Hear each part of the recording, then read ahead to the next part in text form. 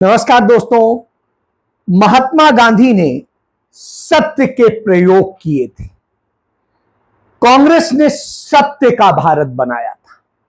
नरेंद्र मोदी झूठ की प्रयोगशाला चला रहे हैं और संघ बीजेपी ने झूठ का हिंदुस्तान बना दिया है।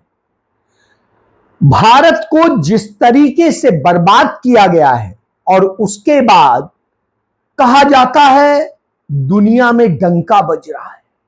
जब यह हो रहा हो तो यह देखना होगा कि देश में हो क्या रहा है। कहा जाता है देश की अर्थव्यवस्था बहुत अच्छी हो गई, देश में यह हो गया, देश में वो हो गया, न जाने क्या क्या झूठ का एक पहाड़ खड़ा किया जाता है। आज वो पहाड़ पूरी तरीके से ढह चुका है और उस गुजरात में जो गांधी, पटेल, दादा भाई नौरोजी और धेवर का गुजरात है, वह गुजरात आज चीख चीख के कह रहा है हमको इस झूठे से बचा लो, हमको इस झूठ की प्रयोगशाला से बचा लो। आज ये आवाज आ रही थी साबरमती के तट पर, जब कांग्रेस पार्टी मल्लिकार्जुन खड़गे और राहुल गांधी की अगुवाई में 64 साल बाद अपनी CWC यानी अधिवेशन में चर्चा कर रहे थे तमाम विषयों पर। जी हां, क्यों मैंने यह कहा? क्योंकि यह बात गुजरात के विधायक, दलित विधायक जीवेश मेवाणी ने कही और उन्होंने कहा कि कैसे झूठ का भारत बनाया है, झूठ का गुजरात बनाया है और गुजरात इससे मुक्ति चाहता है। साबरमती के तट पर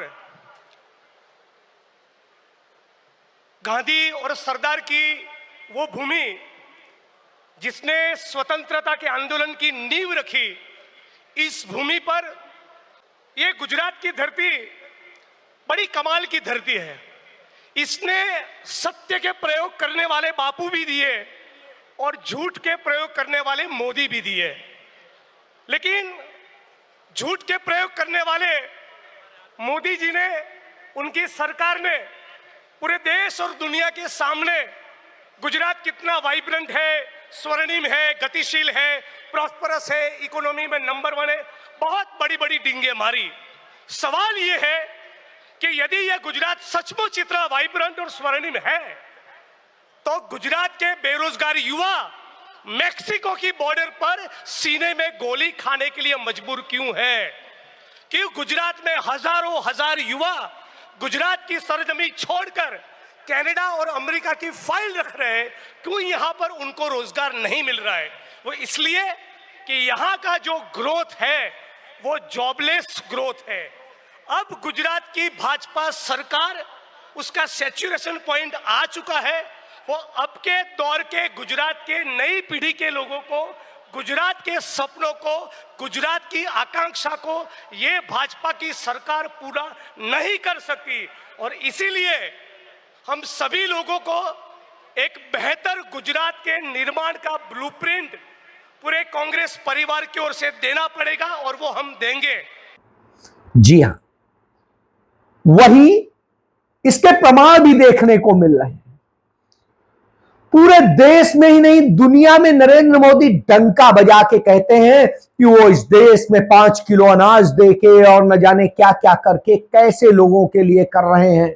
फिर बताते हैं कितनी समृद्ध अर्थव्यवस्था हो गई है, क्या है। तो जिस वाराणसी, जहां से वो सांसद हैं, उस वाराणसी में ही एक घटना होती है। एक पटेल समुदाय की, मीनू पटेल नाम की 30 साल की महिला होती है।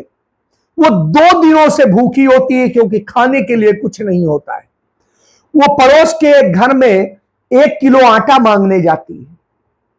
वहां उसको कुछ बुरा भला कह दिया जाता है, उसके चरित्र से लेकर सब पर हमला किया जाता है और वो दुखी होकर के आ जाती है अपने घर में। तो उसके 2 बच्चे थे, एक 6 साल का, एक 7 साल का। उन बच्चों को लेकर के वो ट्रेन के आगे कूद जाती है। अपनी जिंदगी खत्म कर लेती है इस बेबसी में कि खाने को खिलाने को कुछ नहीं। सोचिए आप, क्या दशा है उस वाराणसी की। ये वही वाराणसी है जहां नरेंद्र मोदी रैली करने जा रहे हैं, तो वहां के किसानों के खड़ी फसल, कच्ची फसल को काट दिया जाता है, तहस नहस कर दिया जाता है सरकार द्वारा। अप्रैल को पीएम नरेंद्र मोदी का दौरा तो किसान लेकिन आरोप है कि रोते हुए, बिलखते हुए में लगी टमाटर अपने आंसू बहाते हैं कि हमारे साथ रो कर क्या परेशान हो है। रहा है। बेटा सरकार से मदद किसानों के उस दर्द को भैया, कौन हम जब साझा से 1 लाख रुपया न दिए, कौन मुझे बात संतोष नहीं। यहां झूठ का हर पुलिंदा खड़ा है। एक झूठा इनकाउंटर किया जाता है दिल्ली से सटे नोएडा में, और एक इंजीनियर लड़के को मार डाला जाता है पुलिस द्वारा। जो पुलिस रक्षक होती है वही भक्षक बनती है। बहरहाल उस लड़के का पिता इस केस को लेकर लड़ता है, अदालत जाता है और सबूत देता है कि साहब, पुलिस उनके बच्चे को ले गई थी और झूठा इनकाउंटर दिखा करके कैसे हत्या की है। अदालत सारे तथ्यों को परखने के बाद पाती है कि हां, सचमुच योगी आदित्यनाथ की जो रामराज्य कहता है उसकी पुलिस सिर्फ झूठ पर काम कर रही है और कुछ स्वार्थ के लिए, कुछ पैसे के लिए, कुछ वसूली के लिए किसी को भी मार देती है। उत्तर प्रदेश में यह पुलिस राज स्थापित हो गया है, राम राज्य नहीं। यही वजह है कि सुप्रीम कोर्ट ने हाल ही में जिस तरह से पुलिस वहां कानून व्यवस्था ठीक करने की बजाय दूसरे अपराधी कृत्य कर रही है, उसको लेकर डीजीपी को फटकार लगाई थी और कहा था उत्तर प्रदेश में कानून का शासन खत्म हो गया है। यह अपने आप में तमाचा है योगी आदित्यनाथ के मुंह पर, मगर इसकी कोई बात नहीं कर रहा है, कोई बात नहीं कर रहा है। यही योगी आदित्यनाथ जो राम राम जपना, पराया माल अपना का काम करता है, जो तमाम धार्मिक और दूसरी जमीनें हड़पने का काम करता है और सब कुछ करता है और नफरत फैलाने का काम करता है, उसने 2020 में नोएडा में एक फिल्म सिटी बनाने के लिए एक उद्घाटन किया था, शिलान्यास किया था, और उस जमीन पे आज भी वही बोर्ड लगा हुआ है। आज तक वो फिल्म सिटी की एक ईंट नहीं रखी गई है। 2020 से 25 में बात कर रहे हैं। अब आप सोच लीजिए कि इस तरह से है कि 2020 से लेके अब तक 5 साल में एक ईंट नहीं रख पाए, वो बोर्ड जस का तस। तो यह अपने आप में सबूत है कि सिर्फ झूठ और ड्रामा किया जाएगा। तब बड़े बड़े चैनल यूं दिखा रहे थे कि लगता है पता नहीं कितना बड़ा फिल्म सिटी बन जाएगा और पूरा मुंबई बर्बाद हो जाएगा, महाराष्ट्र खत्म हो जाएगा। अब कोई इस पर बात नहीं करता है। यह झूठ का भारत, नफरत की प्रयोगशाला बनाई है। जिस तरह से हमने राम नवमी को देखा, कानपुर से लेकर मुंबई तक या कहीं भी आप देखिए, जिस तरह से डीजे बजाए जा रहे थे, उनमें गालियां दी जा रही थी और न जाने क्या क्या किया जा रहा। पुलिस रोकने की बजाय उस नफरत के खेल में साथी बनी हुई थी, बचाने में जुड़ी है, और भाजपा के लोग पुलिस को भी धमकाने में जुटे। यह स्थिति आ गई है। तो पुलिस सिर्फ निरीह लोगों का इनकाउंटर करेगी, उनके यहां बुलडोजर चलाएगा प्रशासन, सरकार, लेकिन जो वास्तव में हिंसक है उनके ऊपर कोई कार्रवाई नहीं होगी। तो यह भारत बना दिया, उस गांधी नेहरू के भारत को यह भारत बना। तभी कांग्रेस पार्टी की CWC में यह चर्चा चल रही थी कि कौन सुरक्षित है और कौन नहीं है। तब राहुल गांधी ने बताया कि उन्होंने कांग्रेस शासित तेलंगाना में जातिगत जनगणना कराई। वहां जनगणना में यह सच सामने आया कि कितने पिछड़े हैं, कितने दलित हैं और क्या है। इसी आधार पर वहां पिछड़ों का रिजर्वेशन 42% करने का काम किया गया। तेलंगाना में हमने एक क्रांतिकारी कदम उठाया, जाति जनगणना। उससे कुछ महीने पहले मैंने पार्लियामेंट हाउस में भाषण दिया था। मोदी जी के सामने कहा कि मोदी जी आप जाति जनगणना कराइए, देश को मालूम होना चाहिए इस देश में दलित कितने हैं,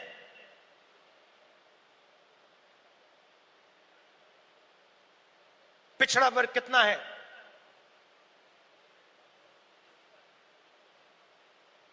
अति पिछड़ा कितना है, अति दलित कितने हैं,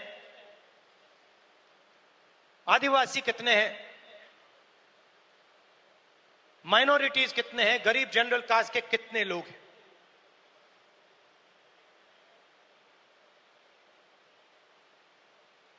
और मैं सिर्फ जाति जनगणना के पीछे नहीं था।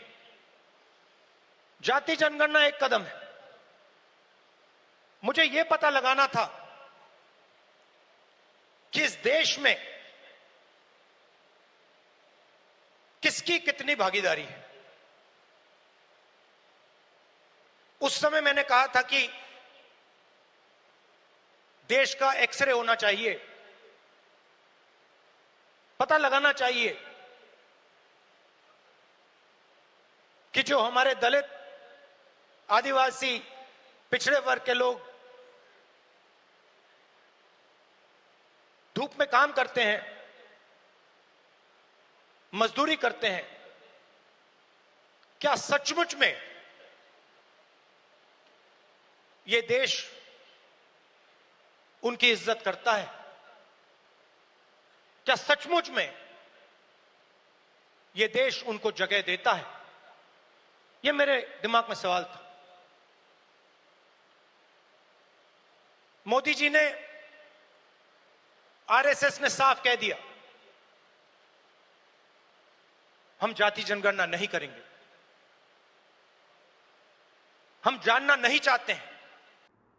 अपने आप में एक बड़ा प्रयोग था और राहुल गांधी इसी को लेके बार बार कह रहे हैं कि हक मिलना चाहिए। हक देने की शुरुआत कांग्रेस ने कर दी है, अब सबको आगे आना चाहिए। राहुल गांधी ने इसको लेकर के बहुत सारे फैसले किए।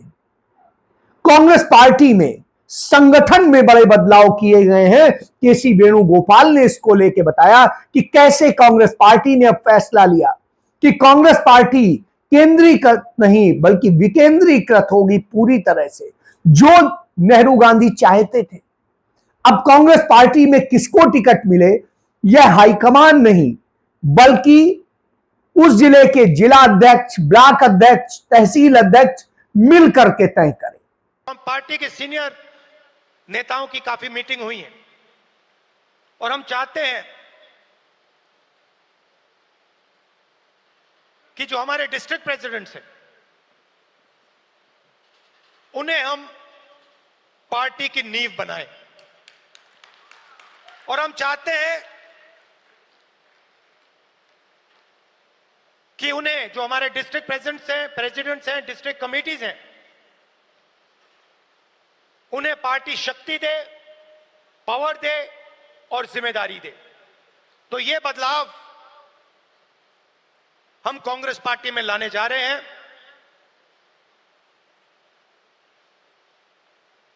डिस्ट्रिक्ट कमेटी और डिस्ट्रिक्ट प्रेसिडेंट को हम पार्टी का फाउंडेशन बनाने जा रहे हैं।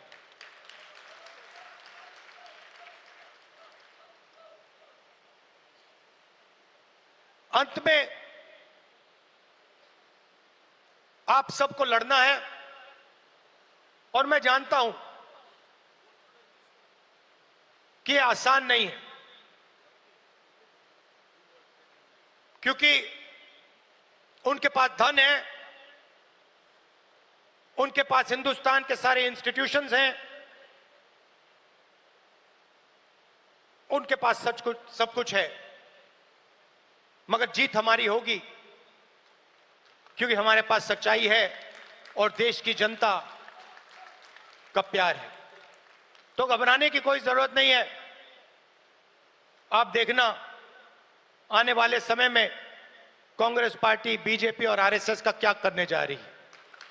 और जिला अध्यक्ष इतना पावरफुल हो कि उसकी रिकमेंडेशन सबसे महत्वपूर्ण, उसके अलावा तमाम क्राइटेरिया रखे गए हैं, उन्हें जो फुलफिल करेगा उसी को टिकट मिलेगा, यानी नुमाइंदगी वही करेगा। अब यह नहीं होगा कि इस आधार पर और सभी जातियों को उनका हक मिले, इसकी भी शुरुआत कर दी गई। संगठन में बदलाव किया गया बिहार में, और जहां वहां 2/3 लोग सवर्ण क्लास से थे, तो अब उल्टा हो गया। अब 2/3 दलित, पिछड़े, अति पिछड़े, आदिवासी और यह लोग हैं, अल्पसंख्यक। और जो दूसरे क्लास के थे वो कम हो गए।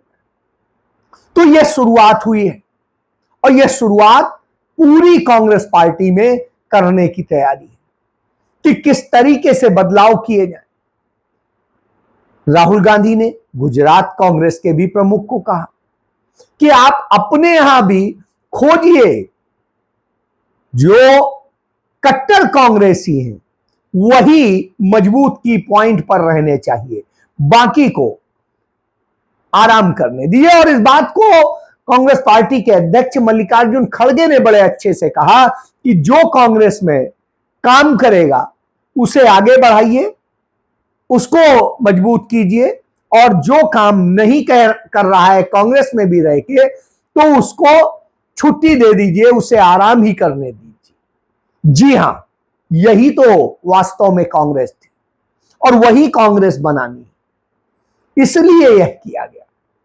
इसके अलावा दलित जो पूर्व सांसद भी हैं कांग्रेस पार्टी में, माइनॉरिटी और दूसरे और सबके मसले को देखते हैं, वो उदित राज जो खुद इनकम टैक्स कमिश्नर हुआ करते थे, उन्होंने वहां बताया कि किस तरीके से गांव-गांव, घर-घर झूठ भाजपा ने फैलाया है, उस झूठ का भी जवाब देने की जरूरत है। तो उन्होंने बताया कि कैसे जब डॉक्टर भीमराव अंबेडकर संविधान सभा के सदस्य नहीं रहे, तो उनके लिए पंडित जवाहरलाल नेहरू ने जयकर का इस्तीफा करा करके, जो कांग्रेस पार्टी के थे उनका इस्तीफा करा करके उनकी जगह डॉक्टर अंबेडकर को संविधान सभा लेकर के आए।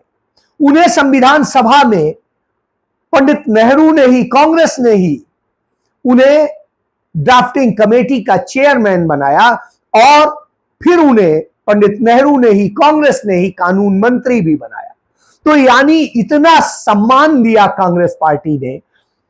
और हिंदू कोड बिल जो वो चाहते थे, यदि प्रधानमंत्री नहीं चाहता, कांग्रेस नहीं चाहती, तो कैबिनेट में नहीं पास हो सकता था, तो वह भी नेहरू ने ही किया। और यही नहीं, जब वो लोकसभा चुनाव हार गए, सावरकर और हिंदू महासभा के धोखे के कारण, जनसंघ के धोखे के कारण, तब उन्हें कांग्रेस पार्टी ही राज्यसभा लेकर के गई। कि जो भी दलित अपलिफ्टमेंट हुआ है, आदिवासी अपलिफ्टमेंट हुआ है, बिकॉज ऑफ द कांग्रेस ने रिजर्वेशन दिया, प्रमोशन में रिजर्वेशन दिया, पंचायत तक ले गई, केरोसिन साफ रहा या कोई कोटा रहा, गैस एजेंसी थी या पेट्रोल पंप में थे, सब में रिजर्वेशन देकर के कांग्रेस ने एक मिडिल क्लास तैयार किया। एजुकेशन में रिजर्वेशन दिया, गवर्नमेंट जॉब में रिजर्वेशन दिया। वही मिडिल क्लास जिसको कांग्रेस ने तैयार किया, वही हमारे खिलाफ कैसे बरगला दिया गया, यह बहुत जरूरी है ध्यान देने की, क्योंकि उत्तर भारत में कांग्रेस को कमजोर होने का कारण यही है। यह कहा गया कि बाबा साहब डॉक्टर अंबेडकर को सरदार पटेल जी ने कहा था कि उनके लिए संसद का दरवाजा क्या, खिड़कियां भी बंद कर दी गई हैं, जो कि गलत है। आम दलित कार्यकर्ताओं या आम दलित समाज के बीच में ये भ्रम अभी भी है, जिसको दूर करने की जरूरत है। जबकि सच्चाई यह है कि डॉक्टर अंबेडकर जब संविधान सभा में चुनकर के बंबई से नहीं पहुंच सके, तब उनको खुलना से चुनकर के आना पड़ा। और भारत के बंटवारे के बाद बाबा साहब डॉक्टर अंबेडकर की संविधान सभा में सदस्यता नहीं रही।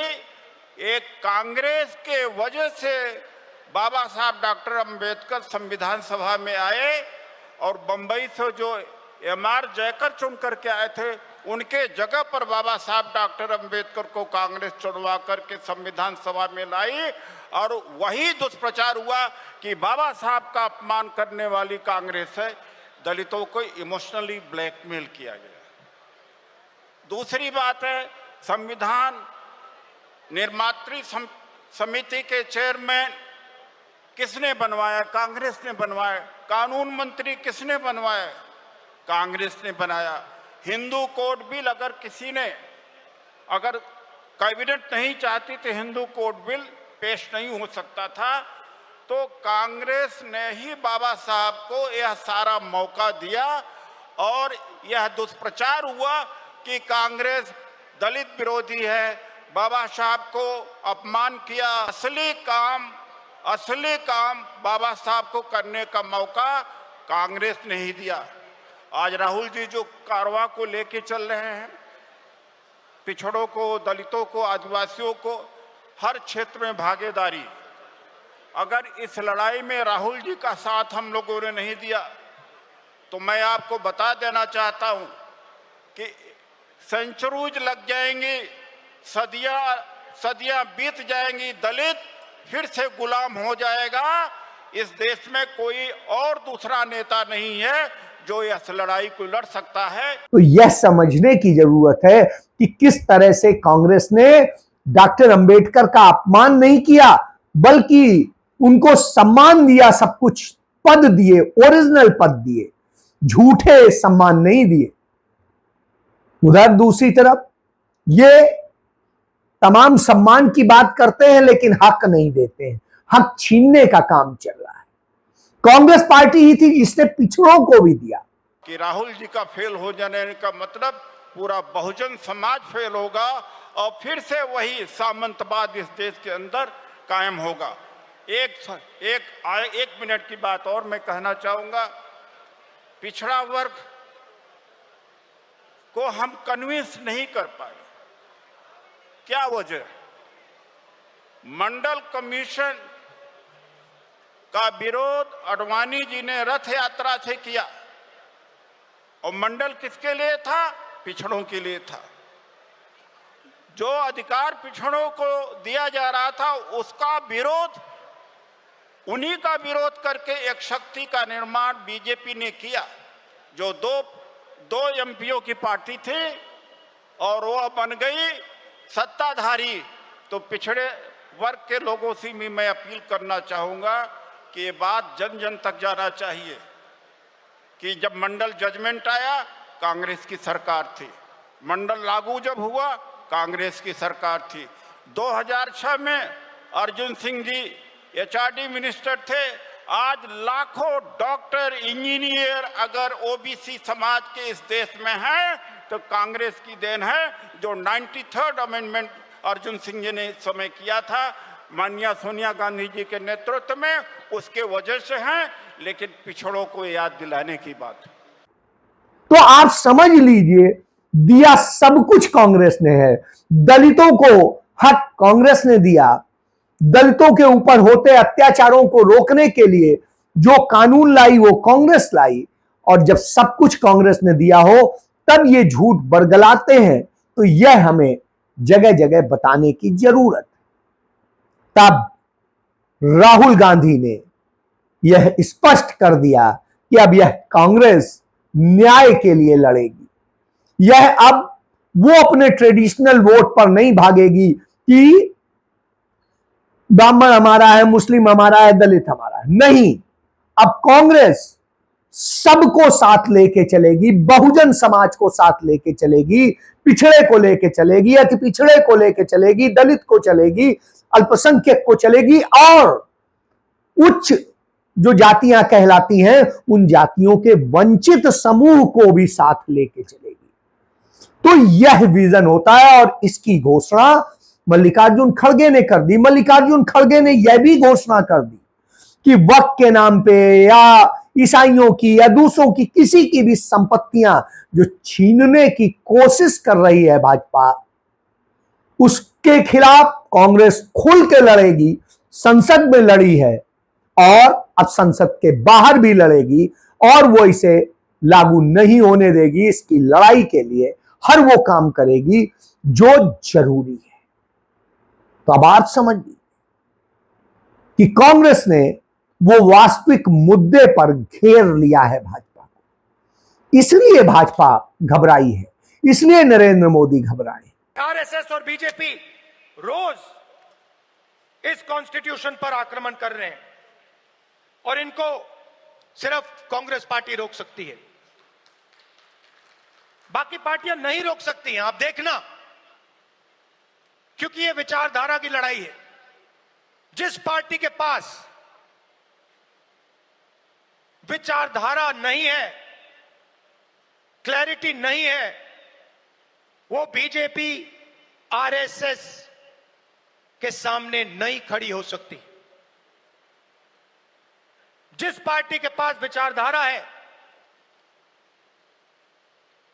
वो ही आरएसएस और बीजेपी का मुकाबला कर सकती है, और वो ही आरएसएस और बीजेपी को हराएगी।